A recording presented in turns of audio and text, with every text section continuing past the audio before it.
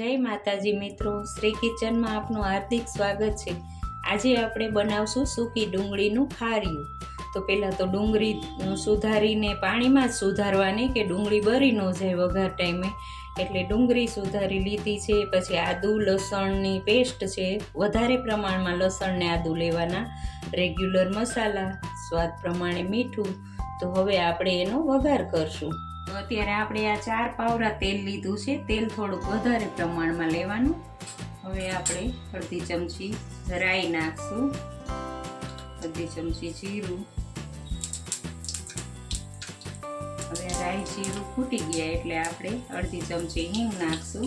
જો તમને લીમડો ભાવે મીઠો તો નાખવાનો।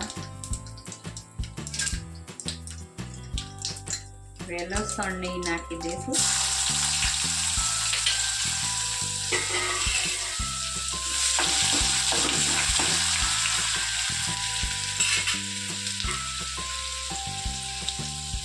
ડુંગળી નાખી દઈશું।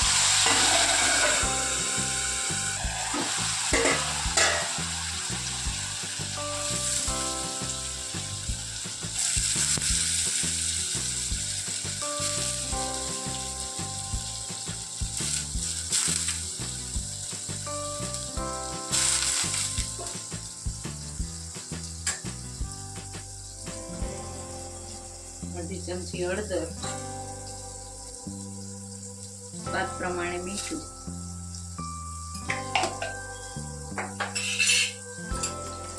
હવે આપણે મિક્સ કરી લઈશું।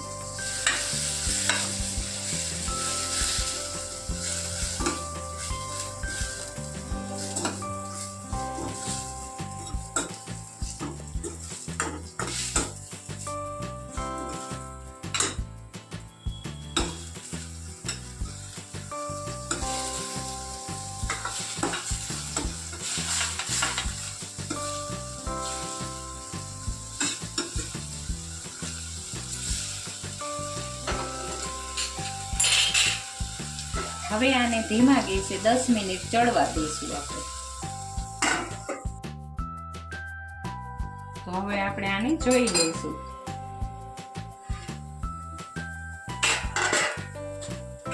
આને વચ્ચે વચ્ચે હલાવતું જ રહેવાનું, નહીં તો ચોટી જશે। તો જો સરસ ચડી ગઈ છે।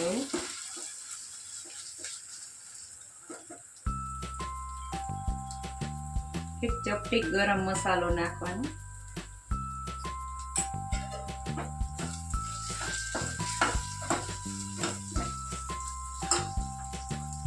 જેમ ધીમા ગેસે ચડાવશો એમ બહુ સરસ થશે।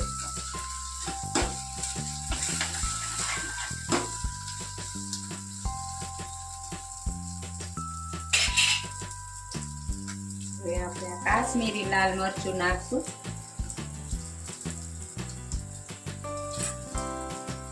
તમે તીખું ખાતા હોય એટલું લેવાનું। મેં અત્યારે અડધી ચમચી લીધા, 2 આખીને 1 અડધી ચમચી નાખી છે।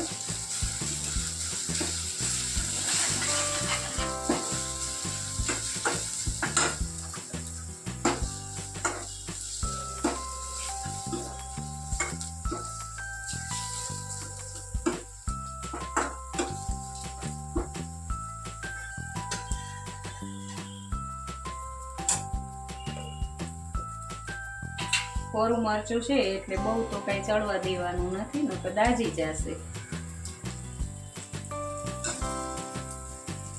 હવે ગેસ બંધ કરી દઈશું।